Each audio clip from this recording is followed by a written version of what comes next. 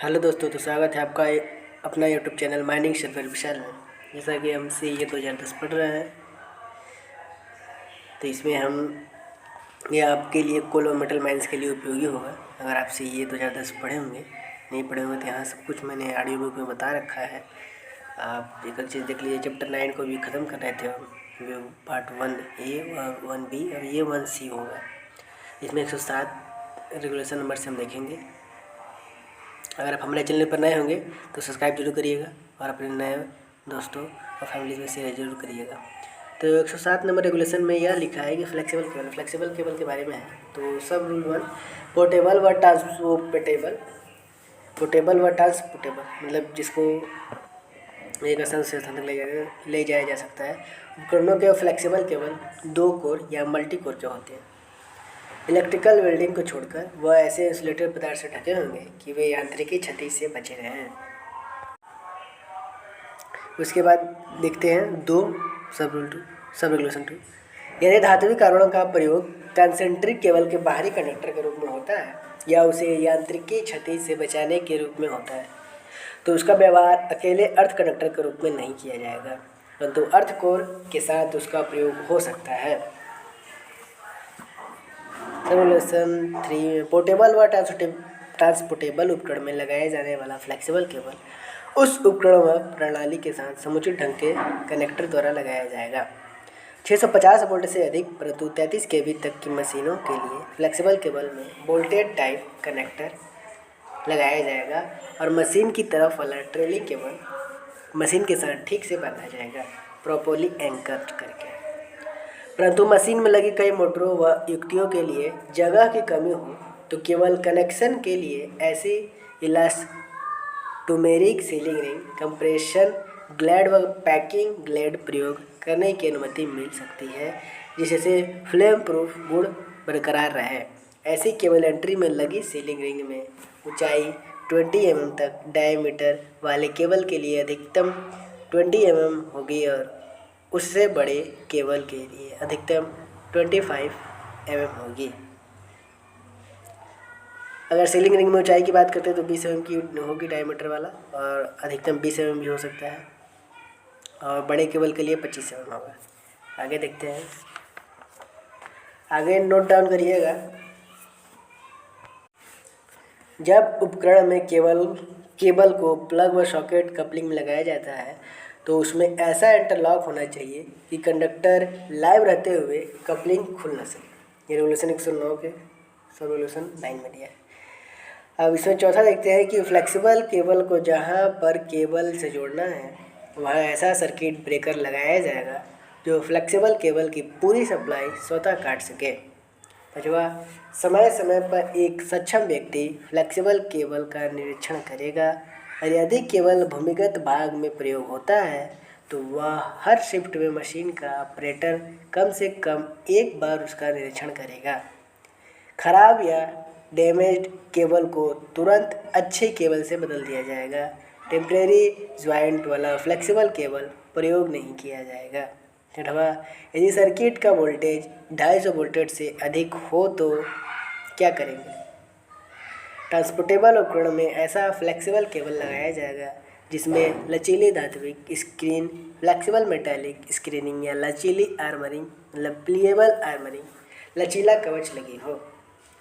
Portable उपकरण में ऐसा फ्लेक्सिबल केबल लगाया जाएगा जिसके सभी पावर कोर व पायलट कोर पर लचीली धात्विक स्क्रीन लगी हो। यह नियम ओपन कास्ट माइन में भूमिगत माइन के उस फ्लेक्सिबल केबल पर लागू नहीं होगा जिसे मशीन की डिजाइन के अनुसार रील मतलब घिरनी पर लपेटने या खुलने की जरूरत पड़ती है। अब 7 देखते हैं। सब रेगुलेशन 6 में दी सभी प्रकार की धात्विक स्क्रीन या आर्मरिंग रेगुलेशन 106 के 4 के प्रावधानों के अनुसार होगी, परंतु पृथक रूप से आवरित स्क्रीन इंडिविजुअली स्क्रीन केबल की प्रत्येक स्क्रीन की कंडक्टिविटी पावर कंडक्टर की कंडक्टिविटी के 25% से कम नहीं होगी तथा सभी स्क्रीन की कुल कंडक्टिविटी 0.15 स्क्वायर सेंटीमीटर तांबे की तार की कंडक्टिविटी से कम नहीं होगी। अब 8वां, पोर्टेबल या ट्रांसपोर्टेबल उपकरण में लगे फ्लेक्सिबल केबल की लंबाई 100 मीटर से अधिक नहीं होगी, परंतु लॉन्ग वायर वर्किंग में coal cutting machine, cutter loader या आर्मर्ड फेस कन्वेयर या डिप्लॉयमेंट डिप्लेजिंग में shuttle car load haul dumper, cutter loader, continuous miner या वैसे अन्य इक्विपमेंट में केबल की लंबाई 250 मीटर तक रखी जा सकेगी। अगर अगला बिंदु देखेंगे, अगले बिंदु में है कि ओपन कास्ट माइन की electrically operated heavy earth moving machinery में केबल की लंबाई 300 मीटर तक रखी जा सकेगी। अगला बिंदु देखेंगे कि 11 kV के बकेट व्हील एक्सकेवेटर का केबल 1000 मीटर तक लंबा रखा जा सकेगा। अब 9 में देखते हैं, सोल्यूशन 9। फ्लेक्सिबल केबल जब माइन में लगाए जाते हैं तो उन्हें ठीक से सपोर्ट किया जाएगा और यांत्रिक क्षति से बचाकर रखा जाएगा। यांत्रिक क्षति रूफ या साइड फॉल से या शॉर्ट फायरिंग से या टब या मशीनों के मूवमेंट से हो सकती है। 10 नंबर, पोर्टेबल या ट्रांसपोर्टेबल उपकरणों को छोड़कर या नियंत्र कहीं भी फ्लेक्सिबल केबल प्रयोग नहीं किया जाएगा। 11, लगाया गया फ्लेक्सिबल केबल इस्तेमाल न होने के समय सप्लाई स्रोत से खुलकर अलग कर दिए जाएंगे या उनकी सप्लाई काट दी जाएगी तथा ऐसी व्यवस्था की जाएगी कि कोई अनधिकृत व्यक्ति उसमें पावर न दे सके। जब भी कोई फ्लेक्सिबल केबल उसमें हम उपयोग करेंगे उसका स्रोत हम अलग कर देंगे ताकि सप्लाई कट जाएगी और सप्लाई जब कट जाएगी तो उसे किसी अनऑथराइज्ड व्यक्ति द्वारा पावर न दे सके, ऐसा किया जा सकेगा। तो नोट डाउन कीजिएगा कि फ्लेक्सिबल केबल 2 प्रकार के होते हैं, जिसे cable coal cutter, coal cutting करने वाला, LHD load haul dumper, HDL side discharge loader जैसे पोर्टेबल उपकरण के लिए ट्रेलिंग केबल यूज किया जाएगा। अभी पंप, कन्वेयर, ऑक्सिलरी पंखा जैसे ट्रांसपोर्टेबल उपकरणों के लिए प्लेएबल वायर आर्मर्ड केबल का उपयोग किया जाता है। ऑक्सिलरी पंखा एग्जॉस्ट या फोर्सिंग फैन भी हो सकता है। That's clear. तो इसमें नोट डाउन में पहला और दूसरा देखते हैं। ड्रैग लाइन के लिए 600 मीटर ट्रेलिंग केबल, यानी उचित अवस्थाओं में रीजनल इंस्पेक्टर ने कुछ बड़े ड्रैग लाइनों के लिए रेगुलेशन 116 के अंतर्गत 600 मीटर तक के लंबे प्लीएबल वायर लगाने की अनुमति दी है। तीसरा देखेंगे, डैमेज्ड केबल को तुरंत अच्छे केबल से बदल देना चाहिए क्योंकि केबल के रिपेयर का कार्य सरफेस पर होना चाहिए और ज्वाइंट वल्केनाइज करना चाहिए। वल्केनाइज करते समय स्क्रीन को ठीक से बांधना चाहिए ताकि उनकी निरंतरता सुनिश्चित हो। फ्लेक्सिबल केबल के अर्थ कोर को थोड़े समय के लिए भी पावर केबल के रूप में प्रयोग करना खतरे से खाली नहीं है। चौथा, मोबाइल मशीनों के फ्लेक्सिबल केबल के प्रयोग व मेंटेनेंस का कोड ऑफ प्रैक्टिस क्या है। तो मोबाइल मशीनों के फ्लेक्सिबल ट्रेलिंग केबल को मैन्युअली हैंडल करने में खतरा हो सकता है अतः या जहाँ संभव हो वहाँ केवल रेल या उचित हैंडलिंग युक्ति का प्रयोग करना चाहिए। जहाँ केबल रेलिंग की व्यवस्था नहीं है वहाँ नीचे लिखी सावधानियाँ बरती जानी चाहिए। यहाँ तक समझ में आ रहा है दोस्तों? इसी प्रकार का डाउट हो आप कमेंट जरूर करिएगा। इसमें आई पॉइंट देखेंगे, जहाँ फ्लेक्सिबल केबल के मूवमेंट की जरूरत नहीं है वहाँ उसे ठीक से सपोर्ट किया जाएगा।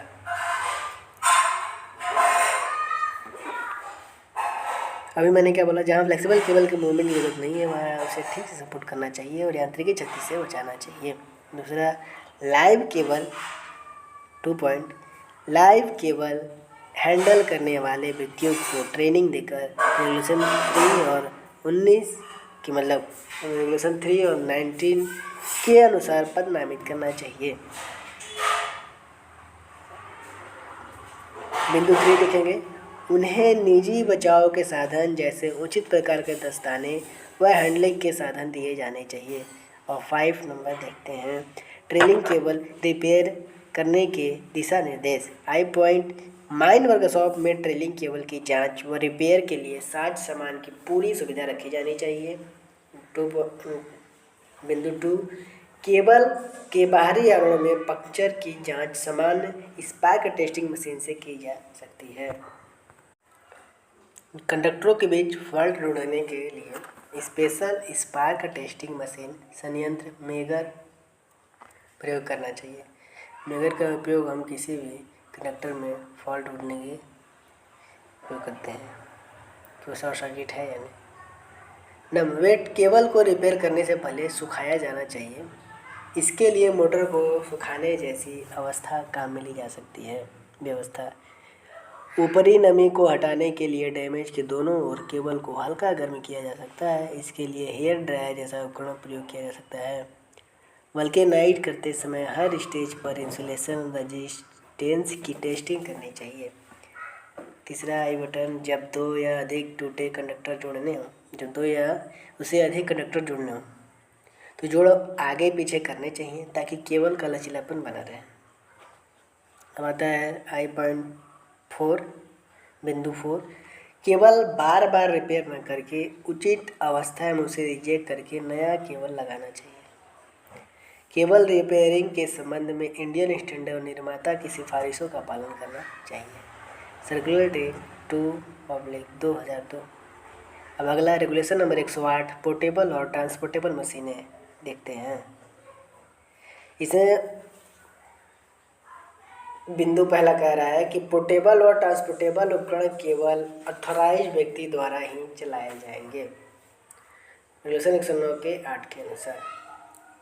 दूसरा बिंदु कह रहा है कि कोल कटिंग मशीन या अन्य पोर्टेबल या ट्रांसपोर्टेबल उपकरण को चलाने वाले अन्य अधिकृत व्यक्ति मशीन को चालू हालत में छोड़कर अन्य नहीं जाएगा।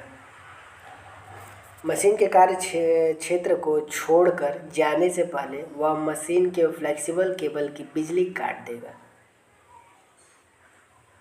समझ रहे हैं, कोई मशीन को अगर छोड़ के जाता है तो उसके फ्लेक्सिबल केबल की बिजली को काट देगा।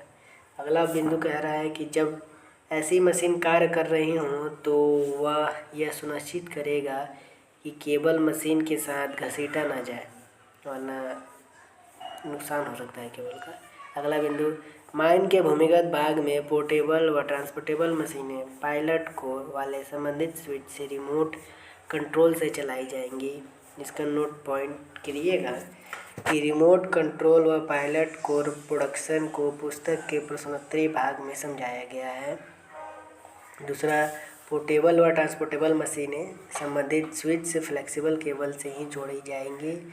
तीसरा, फ्लेक्सिबल केबल की अधिकतम लंबाई हम देखते हैं कि इसमें क्या होता है, तो इसको नोट डाउन करिएगा बिल्कुल ध्यान से, वो मोस्ट इम्पॉर्टेंट है।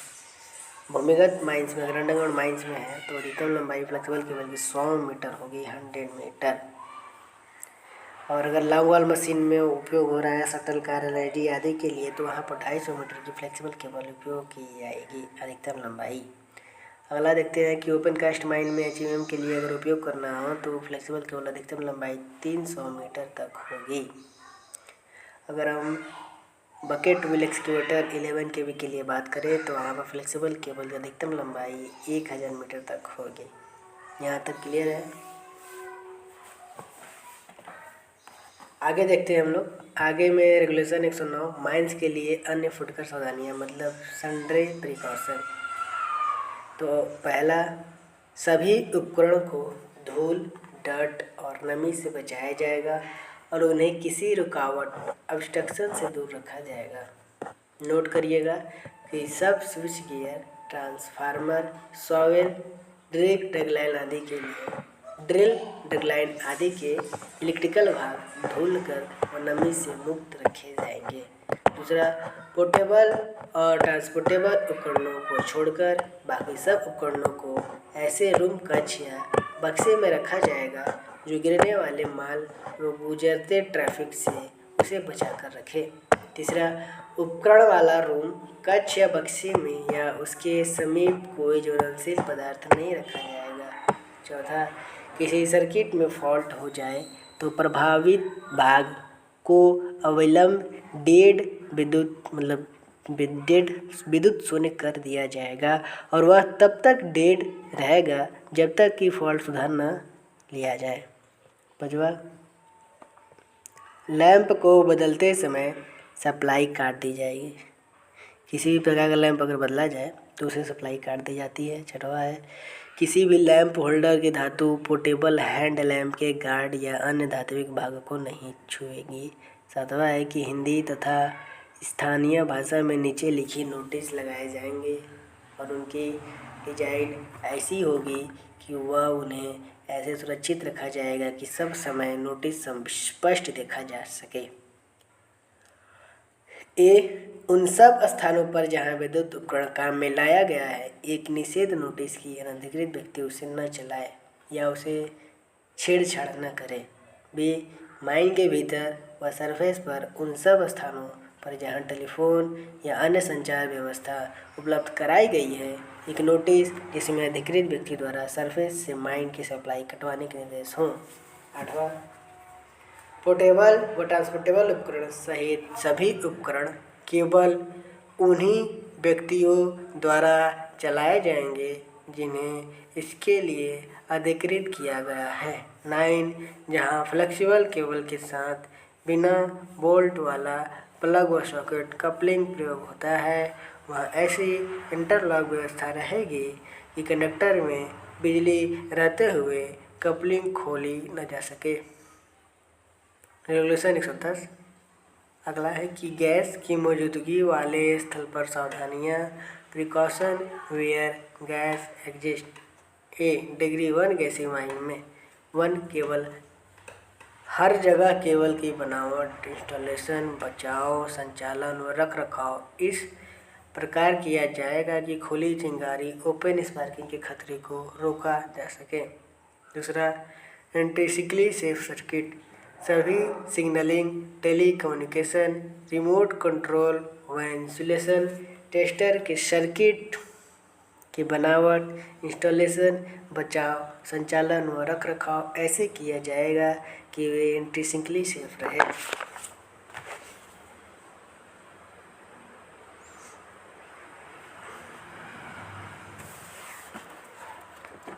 अगला 3 नंबर और 3 सब रेगुलेशन देखते हैं कि FLP उपकरण मतलब फ्लेम प्रूफ ऑपरेटर्स अंतिम वेंटिलेशन कनेक्शन के भीतरी भागों में सभी इलेक्ट्रिकल उपकरण मतलब पोर्टेबल, ट्रांसपोर्टेबल उपकरणों व लाइट फिटिंग सहित फ्लेम प्रूफ होंगे, बशर्ते कि डिग्री 1 गैसीय माइन में किसी भी जगह इंक्रीज्ड सेफ्टी टाइप E वाले बिजली या बैटरी संचालित shuttle car, man material, transport equipment जैसे पोर्टेबल व ट्रांसपोर्टेबल उपकरण लगाने की अनुमति मिल सकती है, यदि उनमें गैस जांच की युक्ति लगी हो।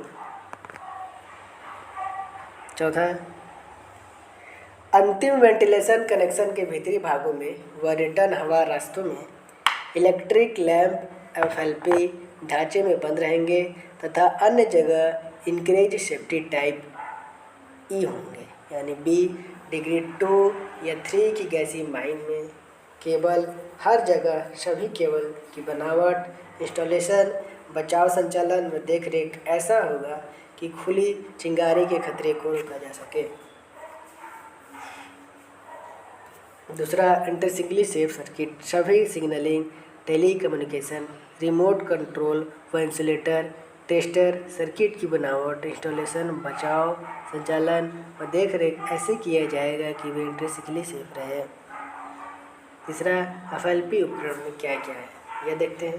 तो इसमें निम्नलिखित जगहों पर बहुत सभी प्रकार के उपकरण फ्लेम प्रूफ होंगे, जैसे कि डिग्री 2 में अगर देखेंगे डिग्री 2 माइंस में, तो ए में कह रहा है ए पॉइंट की निकटतम वर्किंग फेस या गोफ से 90 मीटर के भीतर FLP उपकरण होगा। अगर बी पॉइंट कहते हैं तो अंतिम वेंटिलेशन कनेक्शन के भीतर होगा। सी पॉइंट रिटर्न हवा रास्ते में FLP उपकरण होगा। अगला देखते हैं तीसरा, ए पॉइंट की निकटतम वर्किंग फेस या गोफ से 270 मीटर के भीतर। बी पॉइंट अंतिम वेंटिलेशन कनेक्शन के भीतर। और सी पॉइंट यही कहता है कि रिटर्न हवा रास्ते में होगा।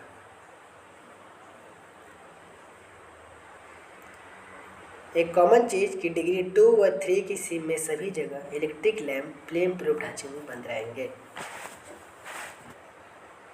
आगे देखते हैं हम लोग सब रेगुलेशन 4, सप्लाई काटना व पुनः जोड़ना। सप्लाई निम्नलिखित दशाओं में बंद कर दी जाएगी। कब कब तो देखते हैं, जब खुली चिंगारी हो तब तत्काल। जब किसी प्रकार का खुली चिंगारी हो तो तत्काल हम बंद कर देंगे।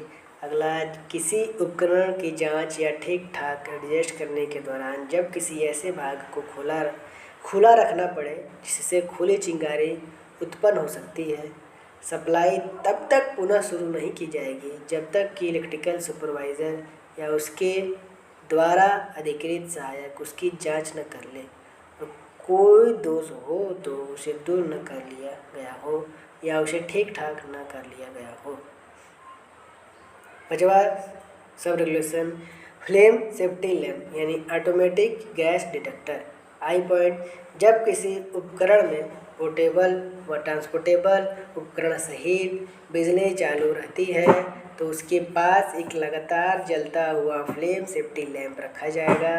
जब सेफ्टी लैंप से ज्वलनशील गैस की उपस्थिति का संकेत मिले तो आसपास के सभी उपकरणों की सप्लाई तुरंत काट दी जाएगी और इस घटना को सूचना खान के किसी पदाधिकारी के पास अविलंब भेजी जाएगी।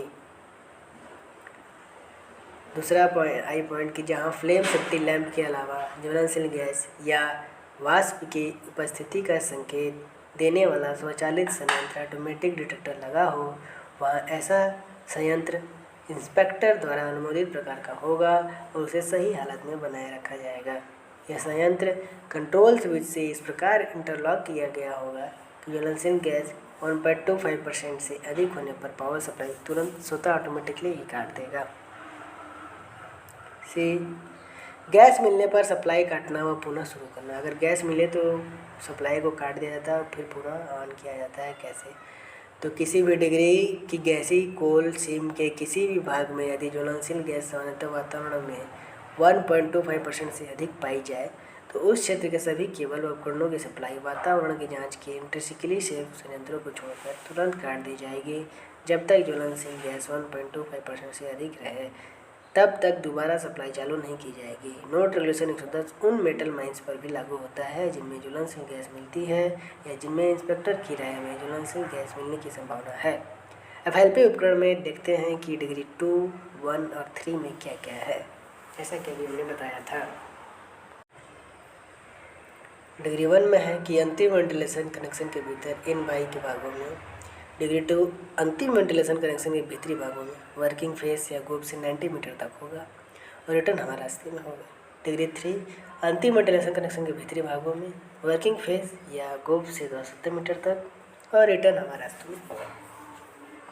और अगला देखते हैं कि इंट्रिंसिकली सेफ सिग्नलिंग, दूर संचार, रिमोट कंट्रोल व इंसुलेटर टेस्टर सर्किट के बारे में। तो यह डिग्री 1, 2 और 3 सभी जगह पर होगा या सभी जगह पर इंट्रिंसिकली सेफ सिग्नलिंग में संचार होगा। अगला देखते हैं कि FLP ढांचे में बंद लाइट फिटिंग लैंप कहाँ होगा। तो यह डिग्री 1 में अंतिम वेंटिलेशन कनेक्शन के भीतरी भागों में होगा, रिटर्न हवा रास्तों में होगा, अन्य जगह इलेक्ट्रिक लैंप इंक्रीज टाइप होगा और डिग्री 2 और 3 में सभी जगह पर होगा। अगला देखते हैं, नोट करिएगा कि डिग्री 1 सी में जहां आग मौजूद हो वहां इलेक्ट्रिकल उपकरण, जैसे देखा गया कि डिग्री 1 गैसीय सीम में आग लगने पर फायर एरिया के आसपास ज्वलनशील गैस डिग्री 2 जितनी मिल सकती है, इसलिए वहां नॉन फ्लेम प्रूफ उपकरण प्रयोग नहीं किए जा सकते। अतः डिग्री 1 सीम में आग लगे क्षेत्र में यदि बिजली उपकरण लगे हुए हैं तो गैस की सुव्यवस्थित ढंग से जांच की जाएगी और गैस 1.25% से अधिक मिले तो नॉन फ्लेम प्रूफ उपकरणों की सप्लाई काट दी जाएगी।